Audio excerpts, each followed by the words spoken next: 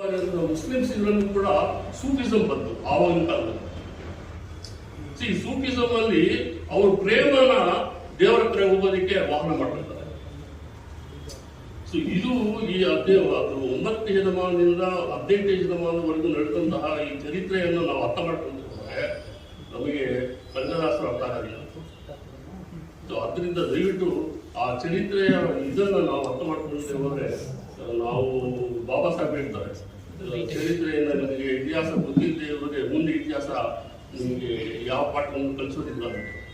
ಬಹುಶಃ ಇವತ್ತಿನ ಕಾಲಘಟ್ಟದಲ್ಲಿ ಕನ್ನಡದಾಸರ ಮಾತುಗಳೇ ಆಗಲಿ, ಕನ್ನಡದಾಸರ ಕೀರ್ತನೆಗಳಾಗಲಿ, ಕನ್ನಡ ದಾಸ ಅಂತ ಹೇಳ್ಬಾರ್ದು ನಾವು ಅವ್ರನ್ನ, ಕನ್ನಡ ನಾಯಕ ಅಂತ ಹೇಳ್ಬಾರ್ದು. ಈ ದಾಸ ಅನ್ನೋದು ಕೂಡ ರೀಜನಲ್ ಭಾಷೆ, ಧಾರ್ಮಿಕ ಭಾಷೆ ಅದು. ಆ ಧಾರ್ಮಿಕ ಭಾಷೆಯನ್ನು ನಾವು ಬಿಟ್ಕೊಡ್ಬೇಕು. ಧಾರ್ಮಿಕ ಭಾಷೆಯಿಂದಲೇ ನಾವು ಬಹಳ ಗೊಂದಲದಲ್ಲಿ ಇದ್ದೀವಿ. ಶೂದ್ರವರ್ಗ, 11 ಶೂದ್ರವರ್ಗ, ಇಡೀ 90% ಶೂದ್ರವರ್ಗ ಆ ಧಾರ್ಮಿಕ ಭಾಷೆಗೆ ಗುಲಾಮರಾಗಿತ್ತು. ಆ ಭಾಷೆಯನ್ನು ಮುರಿಯೋದು ಕಟ್ಟಿಯೋದಕ್ಕೆ ಬಹುಶಃ ಪ್ರಯತ್ನ ಪಟ್ಟಿದ್ದು ಅಂತಂದ್ರೆ ಬಹುಶಃ ಬಾಬಾ ಸಾಹೇಬ್ ಒಬ್ಬರೇ ಅಂತ ನನ್ನಂತೂ ಭಾವಿಸ್ತೀನಿ.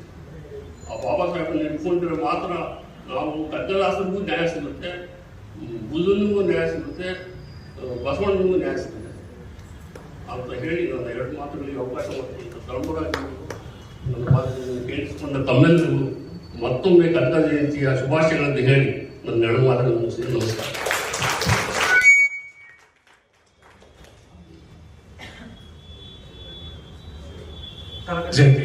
ಕನಕ ಜಯಂತಿ ನೆಪದಲ್ಲಿ ವೈಚಾರಿಕ ಮಂಥನ ನಡೆದಿದೆ. ಖುಷಿ ಅನ್ಸುತ್ತೆ. ಇಂಥ ವೇದಿಕೆಗಳನ್ನು ನಾವು ಸೃಷ್ಟಿ ಮಾಡಬೇಕು. ಕೆಲವೊಂದು ಅಪ್ರಿಯ ಸಿದ್ಧಗಳನ್ನು ಅತ್ಯಂತ ದಿಟ್ಟವಾಗಿ ಪ್ರಸ್ತಾಪಿಸಿದ ದೇವರಾಜರಿಗೆ ಧನ್ಯವಾದಗಳನ್ನು. ದೊಡ್ಡ ಚಪ್ಪಾಳೆ. ಹೌದು, ಅಪ್ರಿಯ, ಅದರ ಸತ್ಯ ಹೇಳಲೇಬೇಕು. ಅದ್ರ ಬಗ್ಗೆ ಚಿಂತೆ ಮಾಡಲೇಬೇಕಾಗ್ತದೆ. ಹಾಗೆ ಹೇಳಿದಾಗ ಧಾರ್ಮಿಕ ಚಳವಳಿನ ಯಾಕೆ ಅತಿಶೂದ್ರ ಮತ್ತು ಶೂದ್ರವಾಗಿ ತಗೊಂಡ್ರು ಅಂತಂದ್ರೆ ಕನಕದಾಸರು ಕೂಡ ಅದನ್ನು ಕೂಡ ವಿಶಿಷ್ಟ ಮಾಡಿದ್ದಾರೆ. ಅವರು ಕರ್ನಾಟಕ ಸಂಗೀತ ಪಿತಾಮಹ ಪುರಂದರದಾಸರು ಅಂತಂದ್ರೆ ದಾಸ ಸಾಹಿತ್ಯದಲ್ಲಿ ಅವ್ರು ಹೇಗೆ ದಾಸನತ್ಯ ಮಾಡಿದಾರೆ ಅಂತಂದ್ರೆ ಈ ಗೀತೆನ ಹೇಗೆ ಆಡ್ಬೇಕಂತೇಳಿ ಸ್ವರ ಮಟ್ಟಿ ಎಲ್ಲ ಮಾಡಿಟ್ಟಿದ್ದಾರೆ. ಅದೇ ಅರ್ಥದಲ್ಲಿ ಇವತ್ತು ಕನ್ನಡ ಸಂಗೀತ ಆಡೋದು. ಆದ್ರೆ ಕನಕದಾಸರು ಎಷ್ಟು ಅದ್ಭುತವಾದ ಕೆಲಸ ಮಾಡಿದ್ರು ಅಂತಂದ್ರೆ ಬಯಲಾಟದ ಹಾಡುಗಳ ನಾಟಿನಲ್ಲಿ ನೆಲದ ರೈತರ ಮಕ್ಕಳು, ಈ ನೆಲದ ಕಾರ್ಮಿಕರು ಏನ್ ಆಡ್ತಾರೆ, ಹಳ್ಳಿ ಮಕ್ಕಳು, ಆ ಹಳ್ಳಿಯ ನಾಟ್ಯ ಹಾಡುಗಳನ್ನು ಹಾಡೋದ್ರ ಮೂಲಕ ಅದಕ್ಕೆ ಆ ದಾಸವಾದ ಒಂದು ಪರಂಪರೆಯನ್ನು ಮುರಿದು ಕಟ್ಟಿದ್ರು ನಮ್ಮ ಕನಕದಾಸರು. ಅವ್ರ ಗೀತೆಗಳ ವೈಶಿಷ್ಟ್ಯ ಏನಪ್ಪ ಅಂತಂದ್ರೆ ಮಾಮೂಲಿ ಪರಂಪರೆ ಬರ್ತಕ್ಕಂಥ ಶಾಸ್ತ್ರೀಯ ಸಂಗೀತ ದಾಟಿನಲ್ಲೆಲ್ಲ ಕನಕದಾಸರ ಕೃತಿಗಳೆಲ್ಲ ಕೂಡ ದೇಶೀಯ ಮಟ್ಟಗಳಿದ್ದಾರೆ. ಆ ಮಟ್ಟಿಗೆ ದೇಶೀಯತ ನಮಗೆ ತೋರಿಸ್ಕೊಟ್ಟಿದ್ದು ಕನಕದಾಸರ ಚಪ್ಪಾಳೆ ಕೊಡಿ. ಈಗ ಎಲ್ಲರನ್ನ ಗೌರವಿಸೋದಕ್ಕೆ ಮುಂಚೆ ಕನಕದಾಸರ ಕೃತಿ ಆಡ್ಬೇಕಂತೇಳಿ ಗೋಪಾಲ್ ಇಷ್ಟಪಡ್ತಾರೆ. ಕನಕದಾಸರ ಕೃತಿಯ ನಂತರ ಗೌರವ ಸಮರ್ಪಣೆ ನಂತರ ನಾವು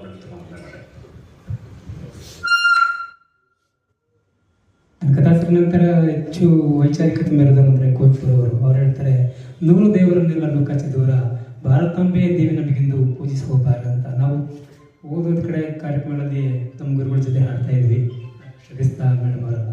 ಇವತ್ತು ಕನಕದಾಸರ ಜಯಂತಿ ಆದ್ರಿಂದ ಅವರ ಒಂದು ಪ್ರಸಿದ್ಧ ಕೀರ್ತನೆ ತೊರೆದು ಜೀವಿಸಬಹುದೇ ಆಡೋಣ ಅಂತ ಅನ್ಕೋತಿದ್ದೀನಿ. ಯಾರು ಅಭ್ಯಂತರ ಇಲ್ಲ ಅಂತಂದ್ರೆ ಓಕೆ. ತೊರೆದು ಜೀವಿಸಬಹುದೇ ಹರಿ ನಿನ್ನ ಚರಣಗಳ, ಬರಿದೆ ಮಾತಿಗಿನ್ನು ಹರಿತು ಬೇಡುವೆನಯ್ಯ.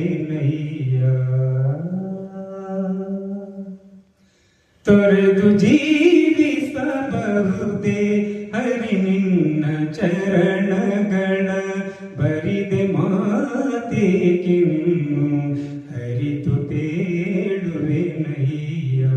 ತೊರೆದು ಜೀವಿಸಬಹುದೇ ಹರಿ ನಿನ್ನ ಚರಣಗಳ.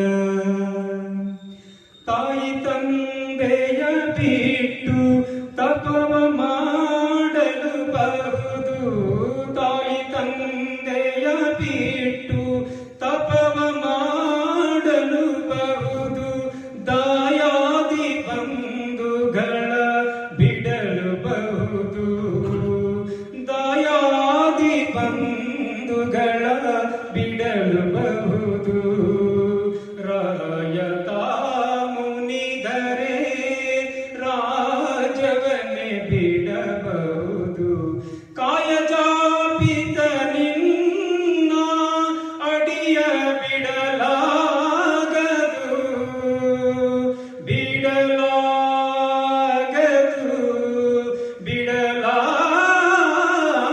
ಬಿಡಲಾಗದು.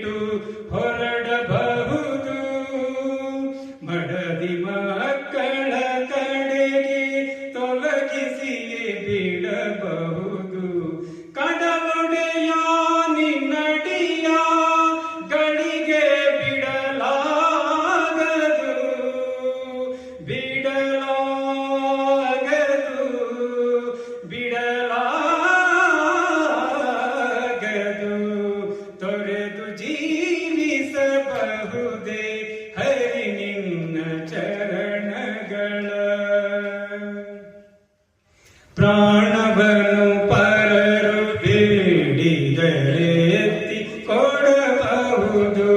ಪ್ರಾಣವನು ಪರರು ಬೇಡಿದರೆ ಎತ್ತಿ ಕೊಡಬಹುದು. ಮಾನದಲ್ಲಿ ಮನವ ತಗ್ಗಿಸಲು ಬಹುದು. ಮಾನದಲ್ಲಿ ಮನವ ತಗ್ಗಿಸಲು ಬಹುದು. ಪ್ರಾಣನಾಯಕನಾದ ಆದಿಕೇಶವರಾಯ. ಪ್ರಾಣನಾಯಕನಾದ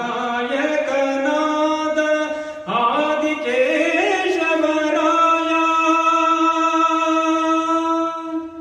ಜಾಣ ಶ್ರೀ ಕೃಷ್ಣ ನಿನ್ನಡಿಯ ಬಿಡಲಾಗದು.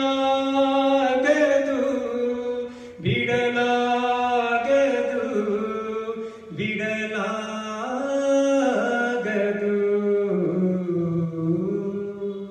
ಧನ್ಯವಾದಗಳು. ನಮ್ಮ ಇಲಾಖೆಯಲ್ಲಿರ್ತಕ್ಕಂಥ ಅದ್ಭುತವಾದ ಗಾಯಕ ಗೋಪಾಲಯ್ಯ ಕನಕರ ಕೃತಿಯನ್ನು ಅಷ್ಟು ಸುಶ್ರಾಯವಾಗಿ ಆಡಿದ್ದಾರೆ. ಮತ್ತೊಂದ್ಸರಿ ದಯಮಾಡಿ ಚಪ್ಪಾಳೆ. ಕಾಗಿನಲ್ಲಿ ಆದಿಕೇಶ್ವರ ನನ್ನ ನೆನಪಿಸ್ಕೊಂಡಾಗ ಒಂದೆರಡು ಮಾತು ನೆನಪು ಬರ್ತಾ ಇದೆ.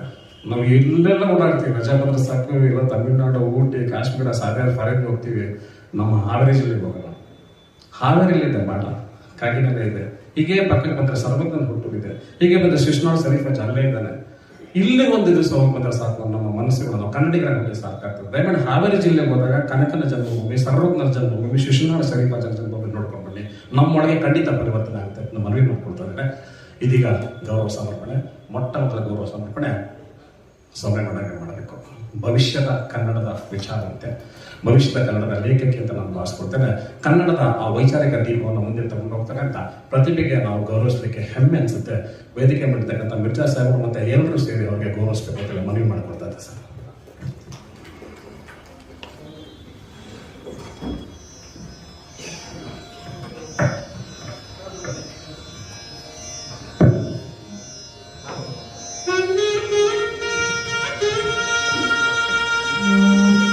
ಕನ್ನಡದ ವೈಶಿಷ್ಟ್ಯ ವೈಚಾರಿಕತೆ, ಶತಶತಮಾನಗಳಿಂದ ಬಂದಂಥ ವೈಚಾರಿಕತೆ ದೀಪವನ್ನ ಈ ಒಂದು ಈ ದಿನಮಾನದಲ್ಲಿ ಮುಂದುವರಿಸ್ತಕ್ಕಂಥ ಸಾಮರ್ಥ್ಯ ಇರ್ತಕ್ಕಂಥ ಹೆಮ್ಮೆಯ ಕನ್ನಡದ ವಿಚಾರದಲ್ಲಿ ಉಪನ್ಯಾಸ ಸೌಮ್ಯ ಗೌಡರವರಿಗೆ ನಾವು ಈ ವರ್ಷದ